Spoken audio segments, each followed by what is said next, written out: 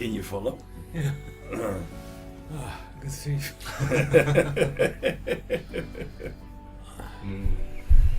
We did last week, right? And no, we stopped halfway last week, but I think the story in itself was. So, by the way, 86% is labor and capital. Energy efficiency. Energy efficiency. Energy efficiency. Energy efficiency. That means that. What is 84%? So that 84% is basically you just put in more resources. It's not the productivity of the labor and the capital that determine the growth, but it's just adding more resources to make the economy growth. You mean energy? Energy, capital. It doesn't. So it doesn't. It doesn't mean that you increase the output per unit, but you just increase the units in order to grow your economy. So there is some room to increase your productivity by basically being more efficient, organizing things differently. But there comes a time when you are done, that you cannot reach further, when you are not optimizing any further because of the fact that you need more energy in order to grow your economy. That's just unavoidable. And if you need more energy, then the price of energy will go up. Especially, like we discussed last week, people know that and they start to speculate on that. So if they see that the economy is growing, they start to speculate on oil and other energy. That will bring the price of oil even up further. That means that basically the marginal cost to increase your productivity is going to increase dramatically. So people who are countries who are depending on this kind of infrastructure, on oil to grow their economy, will be confronted with a brick wall. Whenever they grow their economy, the marginal cost will go up and they will finally hit that wall and the economy will plunge, the energy prices will go down and they will try to hit up again. So what he's saying is that we need to step away from this limited source of energy, the fossil fuels, the finite source of energy, to go to an infinite source of energy, which is wind, water, thermal energy, that can be given to us at almost zero marginal cost.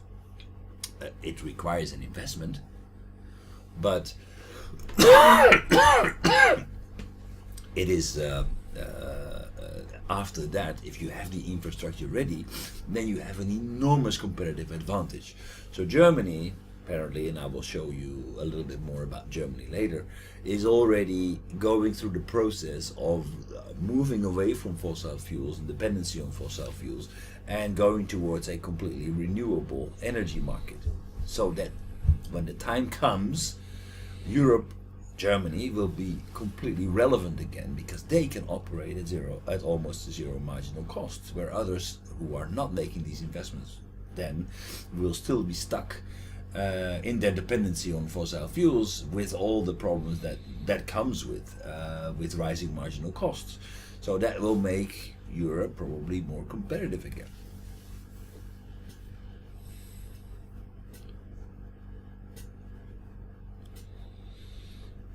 So the current you seem to be on the same page, right? Now, this is something I saw this video now, I think 2, 3, maybe 4 times already,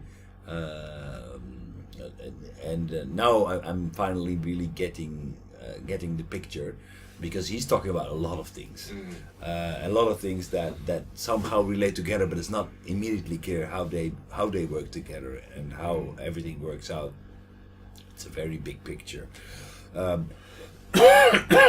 it starts to make sense little by little. So he's talking about the law of energy, everything that rules the planet. So our economic laws, and I really believe that this is something that he makes a very good point, that in the economic science we really take ourselves way too serious when we try to explain how the economy works. It is helpful that you can measure it somehow. You can compare economic activity by measuring GDP, for example. But we are trying to make models to explain what's happening. And these models are just simplifications based on assumptions that are hardly realistic if you look at them. All these economic theories, they have assumptions about how the reality works, about what drives people. What he wrote about, for example, what he said about Wikipedia. Wikipedia cannot be explained by Adam Smith. The economy doesn't work like that, but it's not something that's completely new. Altruism is something that has been that has played a role throughout history, but it was just not captured in our economic models. Everybody forgot that this was an abstraction of what is really happening, and we really started to believe in our model and started to live accordingly. Some time ago, we saw a fragment of the movie Wall Street, Gordon Gekko. Greed, for lack of a better word, greed is good.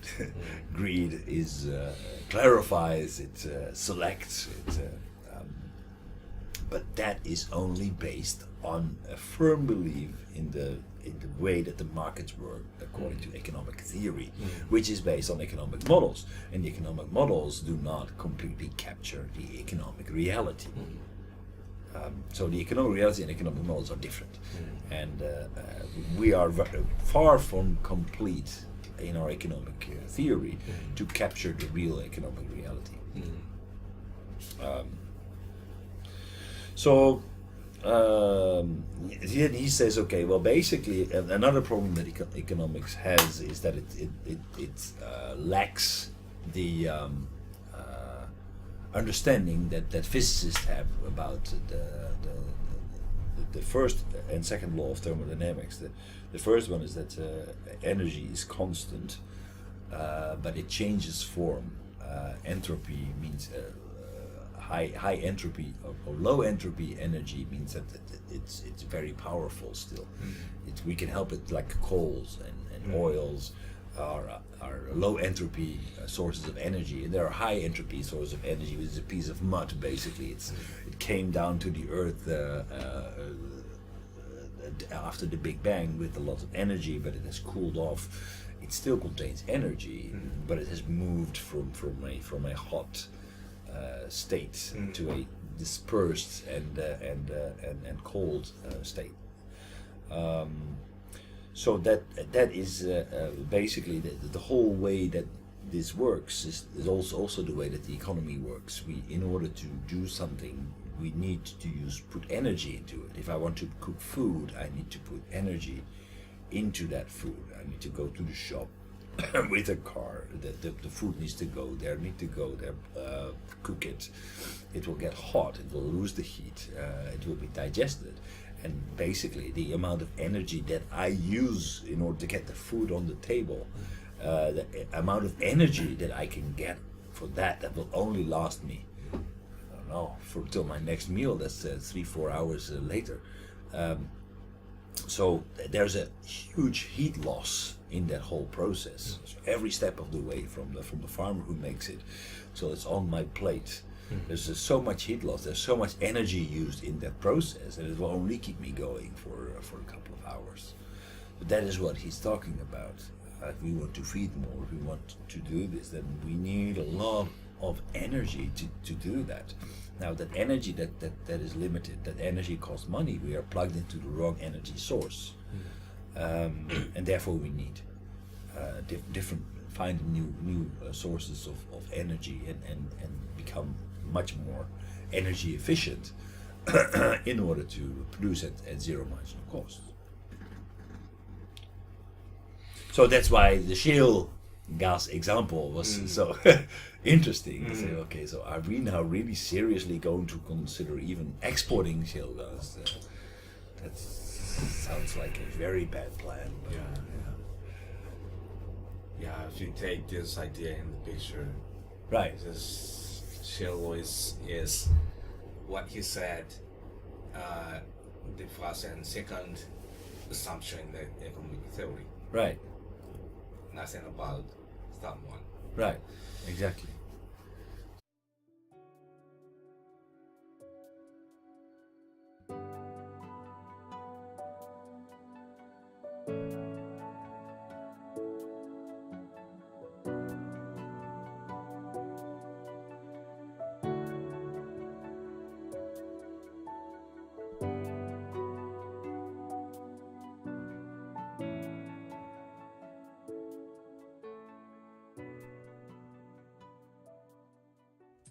はい、皆さんこんにちは、Unnoです。